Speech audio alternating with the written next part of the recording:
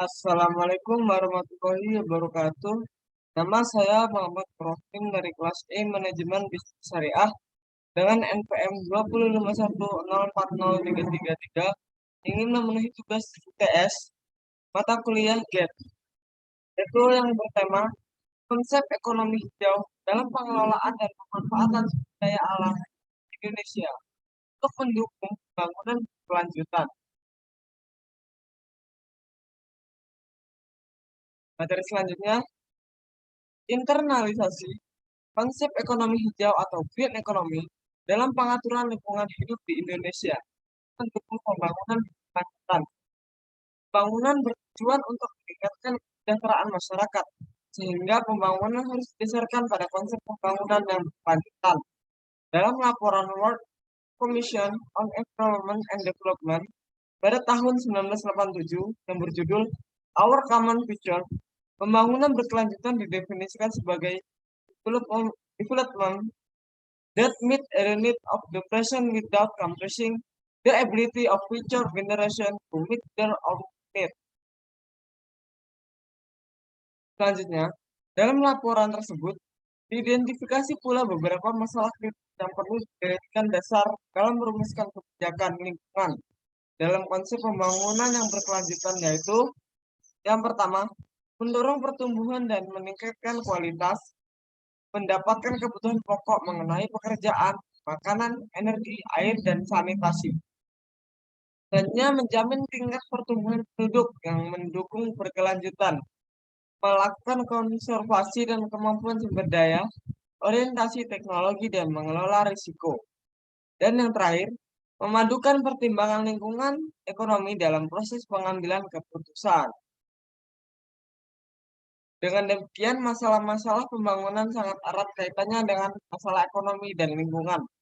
Sehingga sejak awal paradigma pembangunan berkelanjutan muncul dirasa perlu mengantisipasi masalah-masalah yang timbul terkait dengan kegiatan pembangunan ekonomi dengan lingkungan.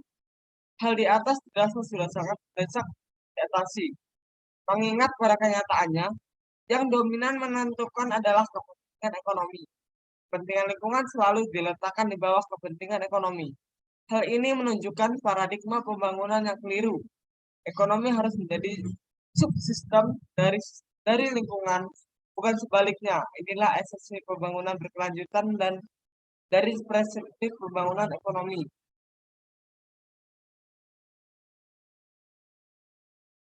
Urgensi konsep paradigma ekonomi hijau dalam pengaturan dan kebijakan pengelolaan dan pemanfaatan sumber daya alam pembangunan kelanjutan.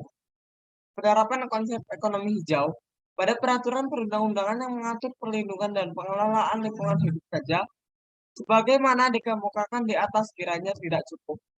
Hal tersebut seyogyanya diterapkan pula pada seluruh sektor yang terkait dengan bidang atau sektor pembangunan. Lebih khusus lagi pada kegiatan pembangunan yang melakukan sumber daya alam sebagai bahan dasar kegiatannya. Sinilah arti penting sinergi ketiga pilar ekonomi, sosial, dan ekologi dari pembangunan berkelanjutan. Terakhir, Indonesia perlu merubah pola pikir pembangunan ekonominya dari mengejar pertumbuhan ekonomi yang tinggi ke pembangunan ekonomi yang mengoptimalisasi pertumbuhan itu sendiri.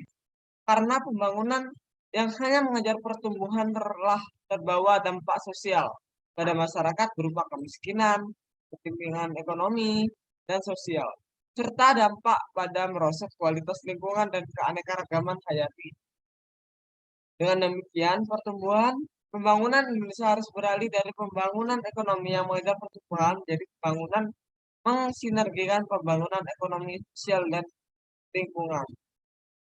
Baik, yang dapat saya sampaikan. Mohon maaf.